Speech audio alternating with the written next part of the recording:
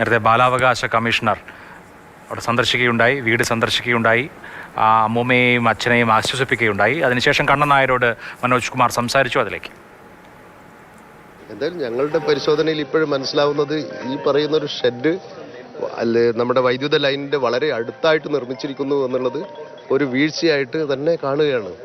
അതൊരു വലിയ വീഴ്ചയാണ്. ആ വീഴ്ചയാണ് ഒരു ദുരന്തത്തിലേക്ക് നയിച്ചത്. അങ്ങനെയൊരു വീഴ്ച സംഭവിച്ചതിന് ആർക്കൊക്കെ ഉത്തരവാദിത്വമുണ്ട് എന്നുള്ളത് കൂടെ ഇനി പരിശോധിക്കേണ്ടതുണ്ട്. KSEB അറിഞ്ഞുകൊണ്ടാണോ അല്ലെങ്കിൽ എങ്ങനെയാണ് ഇത് ഇങ്ങനെയൊരു ഷെഡ് ഇവിടെ പണിതിരിക്കുന്നത് ഒക്കെ നമുക്ക് പരിശോധിക്കാമല്ലോ. അധ്യാപകർക്ക് ഉത്തരവാദിത്വമുണ്ട്, സ്കൂൾ PTA കമ്മിറ്റിക്ക് ഉത്തരവാദിത്വമുണ്ട്, HM-ന് ഉത്തരവാദിത്വമുണ്ട്.